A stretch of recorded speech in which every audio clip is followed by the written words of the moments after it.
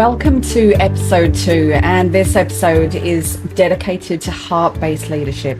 And it's something that I think we need to have more of a conversation around. It seems to be drifting further away from us at the moment. And one thing that I really would encourage you to take on board here on what it actually means is that it is not soft. It is possibly one of the most sophisticated forms of leadership there is. And here's why. Soft leadership avoids hard conversations. It doesn't have strong boundaries. It doesn't have clear intentions. Whereas heart-based leadership, it means you're coming from a place where you very much know yourself well. You are dedicated to more of a servant leadership style where you can understand and lean into the people around you, what their aspirations are, without defensiveness, without frustration, and a genuine curiosity. It means you can have the hard conversation as well, because you're not going into them with a thought of, this will be a hard conversation. It looks like having the confidence to open up conversation around difficult subjects and go in with the intention of that curiosity about what's happening to understand deeper. It means you're no longer attaching what comes through from external onto internal doubt, internal past experiences, and you're looking at things as they are.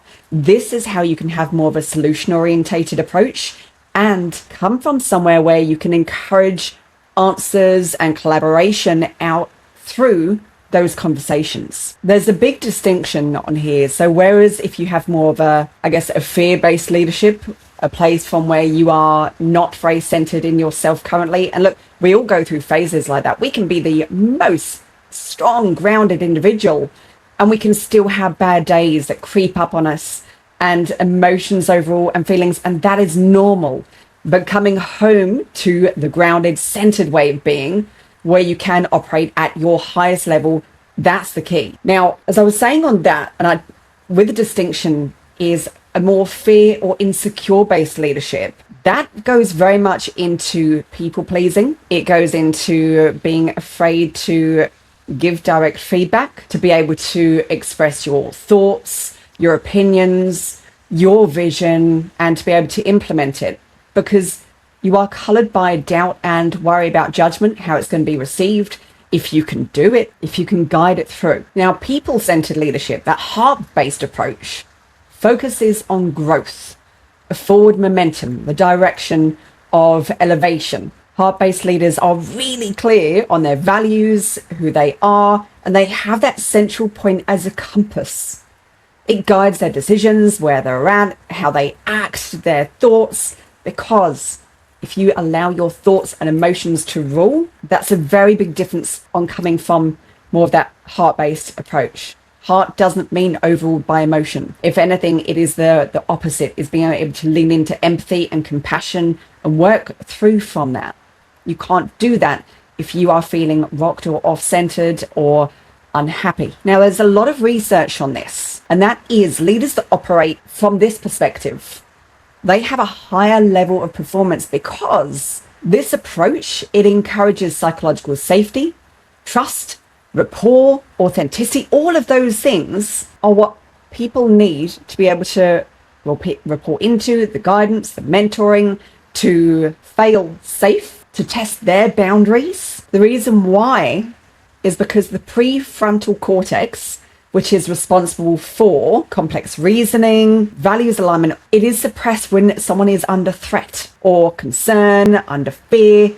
It literally shrinks all of your ability to do what you want to be doing. It also means that if you follow me, you may have heard me speak around confidence. It's a big difference having confidence, that humble inner acceptance of who you are, and ego.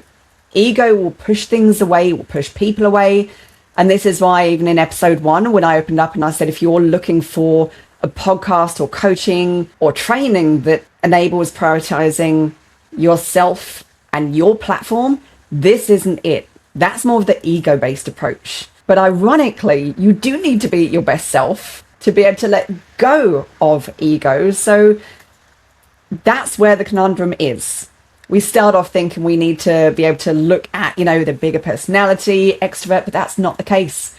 It's being able to be genuine and come from a really true approach that allows other people to build trust with you. Now, the Heart Math Institute has done research and very much validated when leaders are in that state of coherence, that calm, values-aligned, regulated way of being, their decision quality, their critical thinking, their creativity, their communication, and their emotional attunement all becomes more meaningful. Values-led decisions build trust faster because they're consistent and they're predictable. People pick things up subconsciously. This is why you need to work through any internal conflict within yourself, because that will shine through the cracks. So I've got 3 daily practices for you to be able to build the heart-led approach to very much connect with purpose. Practice 1. It's the 60-second intention before every meeting that you have.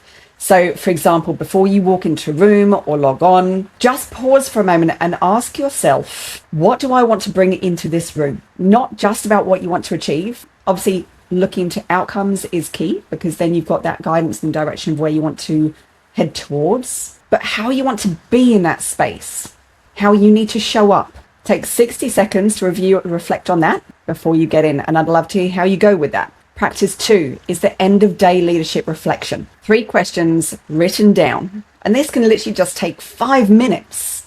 Question 1, where did I lead from my values today? Question 2, where did I lead from fear, ego, or threat, or even pressure? Question 3, what do I want to do differently tomorrow? It's that reset, very intentional thought process. Practice 3 is the non-negotiable values. This is, where we talk about anchors, it's because it's that aspect that you keep on coming back to, that if you drift off course, you can come back there. So I love those analogies. Have a think about this. What is your single most important leadership value? The one that when you honor it, you feel most like yourself. Is it integrity?